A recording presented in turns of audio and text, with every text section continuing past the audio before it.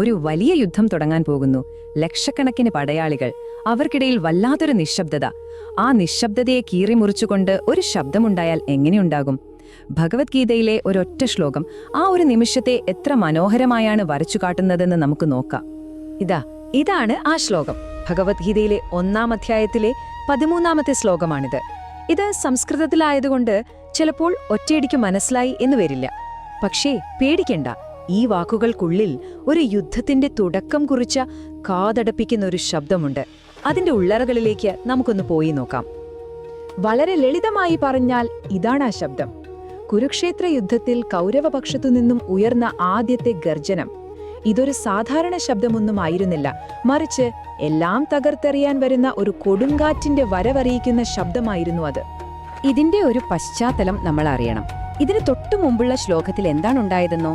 കൗരവരുടെ സേനാനായകനായ ഭീഷ്മർ ഒറ്റയ്ക്ക് ഒരു സിംഹത്തെ പോലെ ഗർജിച്ചുകൊണ്ട് തന്റെ ശംഖ് മുഴക്കി. അതിനുശേഷം ഒരു നിമിഷത്തേക്ക് അവിടെയെല്ലാം നിശബ്ദമായി. ആരും ഒന്നും മിണ്ടുന്നില്ല. ആ ഭീകരമായ നിശബ്ദതയാണ് ഇപ്പോൾ തകർക്കപ്പെടാൻ പോകുന്നത്. അപ്പോ ഈ ശ്ലോകത്തിന്റെ ഒരു ഭംഗി എന്താണെന്ന് വെച്ചാല്, വെറുതെ ഒരു വലിയ ശബ്ദമുണ്ടായി എന്നല്ല പറയുന്നത്. ആ ശബ്ദമുണ്ടാക്കാൻ ഉപയോഗിച്ച ഓരോ വാദ്യോപകരണങ്ങളെക്കുറിച്ചും ഇതിൽ കൃത്യമായി പറയുന്നുണ്ട്. അതായത് അതൊരു ബഹളം മാത്രമായിരുന്നില്ല, അതൊരു തരം യുദ്ധത്തിന്റെ ഓർക്കസ്ട്ര തന്നെയായിരുന്നു.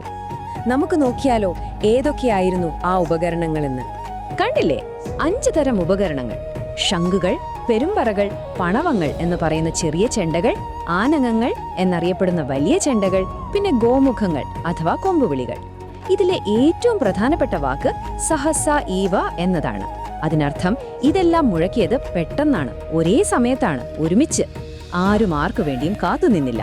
ഒരു ഏകോപനവുമില്ലാതെ എല്ലാവരും അവരവരുടെ ഉപകരണങ്ങൾ മുഴക്കാൻ തുടങ്ങി. നമുക്ക് ഓരോന്നായിട്ട് നോക്കാം. ആദ്യം ശംഖുകൾ. 1ഓ 2ഓ അല്ല, ആയിരക്കണക്കിന് ശംഖുകളാണ് ഒരുമിച്ച് മുഴങ്ങിയത്. സാധാരണഗതിയിൽ വലിയ യോദ്ധാക്കളുടെ ശംഖിന് ഓരോ പേരുണ്ടാകും, അതിനൊരു വ്യക്തിത്വവും ഉണ്ടാകും. പക്ഷെ ഇവിടെ അങ്ങനെയല്ല. ഇവിടെ മുഴങ്ങിയ ഒരു ശംഖുനും പേരില്ല. അത് ആയിരക്കണക്കിന് പടയാളികളുടെ തിരിച്ചറിയാനാവാത്ത ഒറ്റക്കെട്ടായ ഒരു ശബ്ദം മാത്രമായിരുന്നു. അടുത്തത് ഭേര്യങ്ങൾ, അതായത് പെരുമ്പറകൾ. ഇതിന്റെ ശബ്ദം നമ്മൾ ചെവി കൊണ്ട് കേൾക്കുകയല്ല, സത്യം പറഞ്ഞ ശരീരം കൊണ്ട് അനുഭവിക്കുകയാണ് ചെയ്യുക. നെഞ്ചിലടി കിട്ടുന്ന പോലൊരു ഫീൽ. ഭൂമി പോലും ആ യുദ്ധത്തിനെതിരെ പ്രതിഷേധിക്കുന്നത് പോലെ തോന്നും. ആലോചിച്ചു നോക്കൂ, അങ്ങനൊരു പ്രകമ്പനം നമ്മുടെ ശരീരത്തിലൂടെ കടന്നു പോകുമ്പോൾ എന്തൊരു ഭയമായിരിക്കും അതുണ്ടാക്കുക.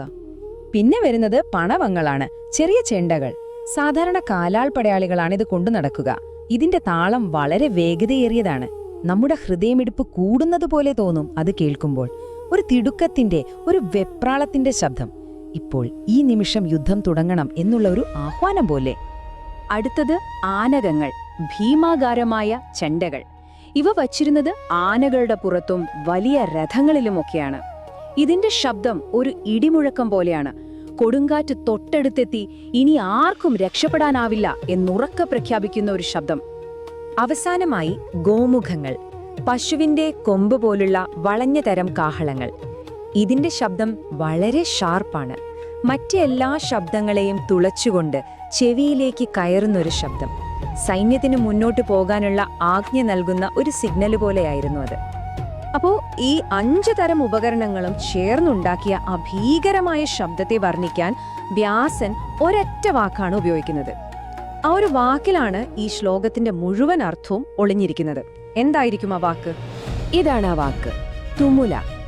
തുമുല എന്ന് വെച്ചാൽ വെറുതെ ഉച്ചത്തിലുള്ളത് എന്നല്ല അർത്ഥം. അതിലും വലുതാണ്.